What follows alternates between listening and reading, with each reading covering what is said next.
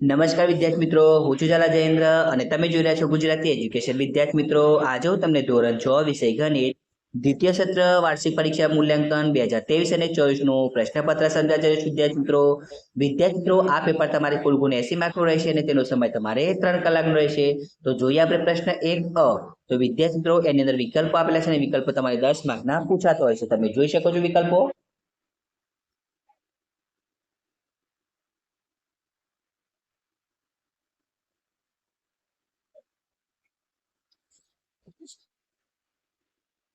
જે વિદ્યાર્થી મિત્રો સ્પીડમાં નથી લખી શકતા એ સ્ક્રીનશોટ પાડીને પછી શાંતિથી સારા અક્ષર લખી શકે છે.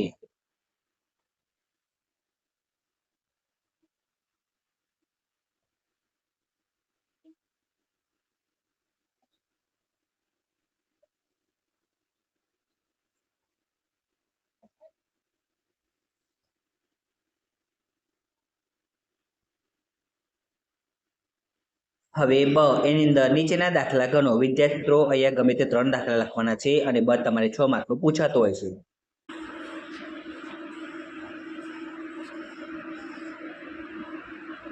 હવે પ્રશ્ન 2 અ એની અંદર ખાલી જગ્યા આપેલી છે. ખાલી જગ્યા પણ તમારે 10 માર્કની પૂછાતી હોય છે વિદ્યાર્થી મિત્રો, અને તમે જોઈ શકો છો ખાલી જગ્યાઓ કઈ કઈ છે.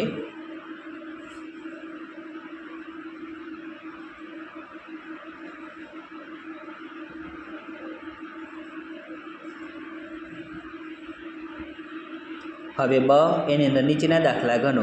બ તમારે 6 માર્કનો છે. સરવાળો કરો અને બાદબાકી કરો.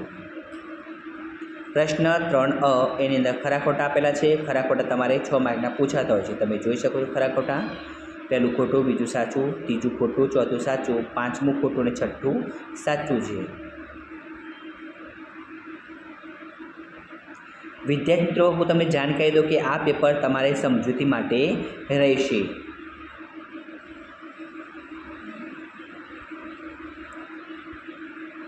બ નીચેના દાખલા ગણો. ગમે તે 2 લખવાના છે વિદ્યાર્થી મિત્રો, અને બ તમારે 8 માર્કનો છે.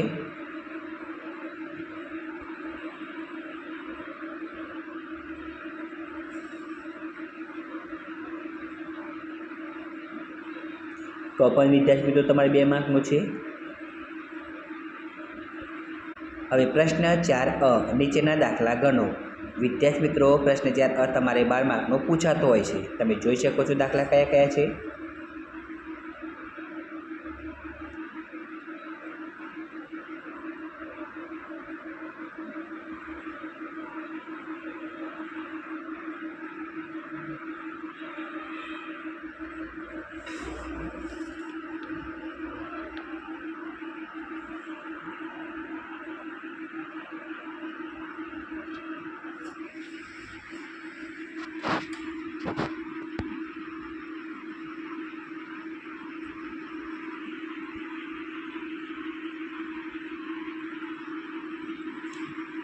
બ પણ તમારે 4 માર્કનું છે વિદ્યાર્થી મિત્રો, તમે જોઈ શકો છો.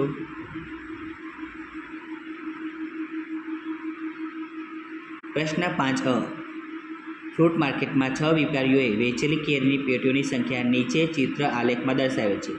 ચિત્ર આલેખની આધારે નીચેના પ્રશ્નના જવાબ આપો. પ્રશ્ન 5 અ તમારે 5 માર્ક પૂછાતો હશે વિદ્યાર્થી મિત્રો.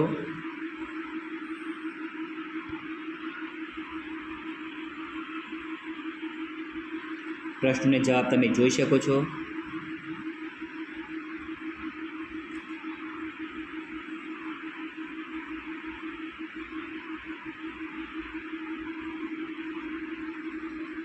બ નીચેના દાખલા ગણો. ગમે તે 3 લખવાના છે વિદ્યાર્થી મિત્રો, 4 પૂછાશે અને બ તમારે 9 માર્કનો છે.